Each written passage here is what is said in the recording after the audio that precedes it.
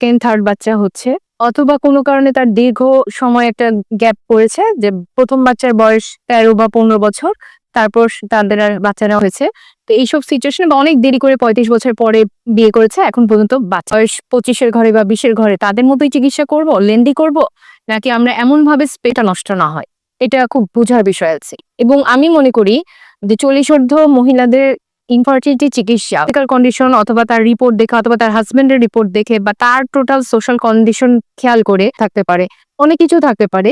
তো এমন একটা সেন্টারে করতে হবে যেখানে আমি তাকে এমন ভাবে চিকিৎসা করব না যে তার যে রিপ্রোডাক্টিভ ফেজের খুবই কম সময় আছে সেটাও নষ্ট হয়ে যায়। তো 40 মহিলাদের যদি বাচ্চা নেওয়ার প্ল্যান থাকে, তাহলে যেটা করতে হবে, তার পিরিয়ডের প্যাটার্নটা দেখতে হবে। কারণ এই বয়সে এসে 2 ধরনের প্যাটার্ন দেখা যায়, কারো হচ্ছে মাসে 2-3 বারও হতে পারে, আবার কারো দেখা যায় 3 মাসে একবার হয়। তো এগুলো ইভালুয়েশন করতে হবে এবং অবশ্যই তার হরমোনাল ইভালুয়েশন করতে হবে। এবং এক্ষেত্রে রিপ্রোডাক্টিভ যে হরমোনগুলো আছে, follicle stimulating hormone, luteinizing hormone, thyroid stimulating hormone বলেছি, তো সেটা 40-এর পর ন্যাচারালি কমতে থাকে, তবুও ভ্যারি করে, কারো কমে কারো কমে না।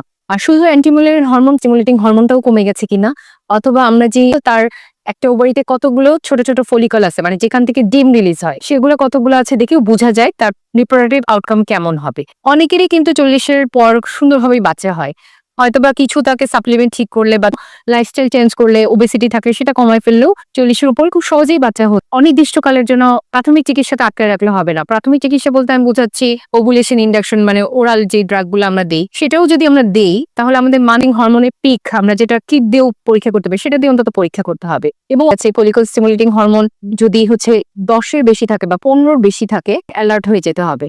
ইভেন অনেকের আরো বেশি থাকে। তো সেক্ষেত্রে আমাদেরকে ওভুলেশন ইন্ডাকশন দিলেও ইনজেক্টেবলে চলে যাওয়া উচিত। এবং ইনজেক্টেবল ওভুলেশন ইন্ডাকশন যদি আমরা দেই, আর সেক্ষেত্রে যদি তার দেখা যায় যে ডিম বড় হচ্ছে না, তাহলে আমাদের একটু চিন্তা ভাবনা করার বিষয় আছে। যদি ইনজেকশনের পরিমাণ বেশি করে ডিম বড় হয়, সেক্ষেত্রে আমাদের ইন্টারইউটেরাইন ইনসেমিনেশন একটু বেশি হওয়াটাই স্বাভাবিক।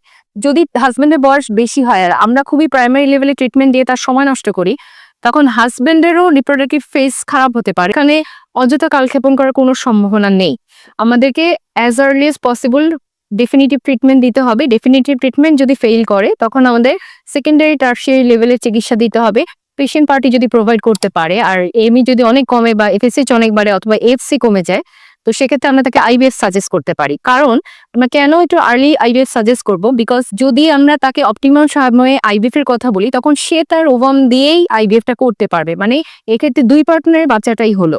কিন্তু যদি আরো অনেক দেরি হয়ে যায়, 45 প্লাস হয়ে যায় অথবা অ্যারাউন্ড 50-এর কাছে চলে যায়, তখন তো ড্রাস্টিক্যালি এমএইচ কমবে, এফএসএইচ বাড়বে, স্ট্রাডিওল লেভেল কমবে, এফসি কমবে। তখন দেখা যাবে তাকে ডোনার আইভিএফ লাগতে পারে, অথবা তার প্রেগনেন্সি আউটকাম ভালো আসবে না। কারণ আইভিএফ সাকসেস হলেই যে প্রেগনেন্সি লাইভ হবে, নট নেসেসারিলি।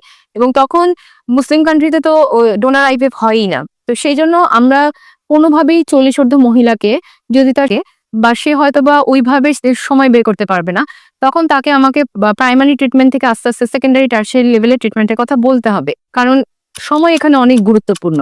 যে আজকে 40-42-এ তার হয়তোবা সব ঠিক আছে, কিন্তু 43-45-এ গিয়ে তার সেগুলো ঠিক নাও থাকতে পারে। তো আমরা যদি তাকে অন্তত অফার করতে পারি যে আপনি আইভিএফ এর কথাও চিন্তা করতে পারেন, আইভিএ তো বলবোই আমরা, বা ইনজেক্টেবল এগুলো বলবো, তাহলে অন্তত দেখা যাবে না থাকে। আর তার আরো মেডিকেল ডিসঅর্ডার হতে পারে, যেটা দেখা যাবে তখন তার আইভিএফ করেই হোক বা যেভাবেই হোক প্রেগনেন্সি হলে তখন আরো কিছু অসুখ হওয়ার সম্ভাবনা। 6 মাস 1 বছর জাস্ট নর্মালি ট্রিটমেন্ট করতে পারে না। আমাদের